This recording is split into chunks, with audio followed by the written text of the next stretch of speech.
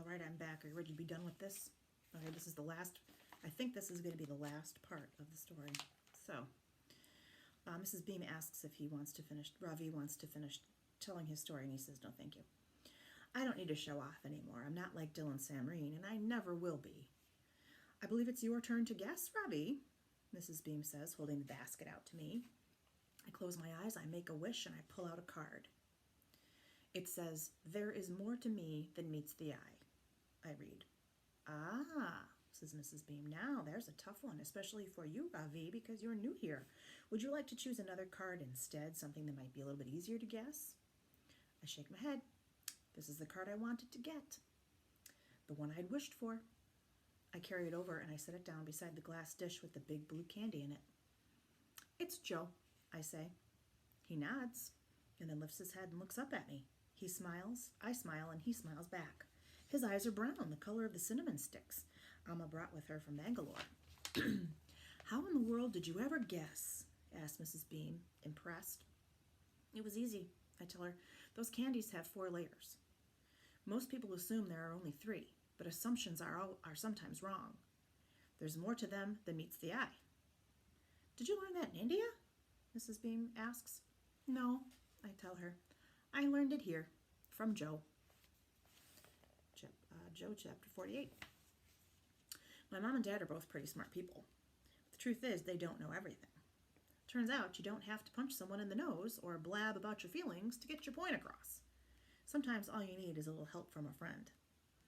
There are some things about my life that are probably never going to change.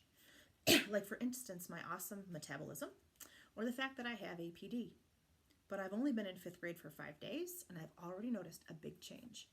The other day, when Mr. Barnes told me that the world was full of Dylan Samreens, I was pretty bummed out.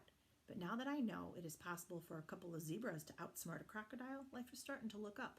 Not only that, but it's Friday. Pizza day. Chapter 49, Ravi. I have always been Amma and Appa's shining sun and my grandparents' pride and joy, but today I have learned something very important. Winning is not always about shining the brightest. Sometimes it's about sharing the light with someone who has been waiting in the shadows for too long. It's 11:30 and the bell has just rung.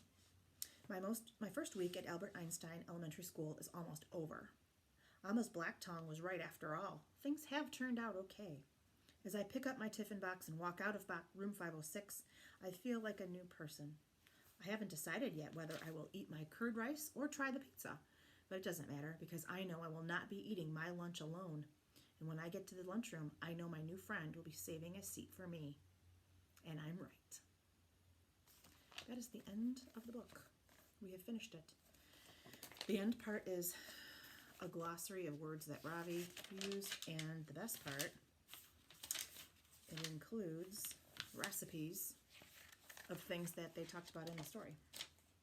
I don't know if I have these things. If we were in school, my plan was to make some of these things and eat them during lunch bunch book club.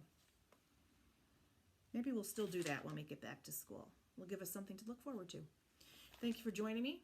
I hope you enjoyed Save Me a Seat, and I hope to see you again soon. Bye.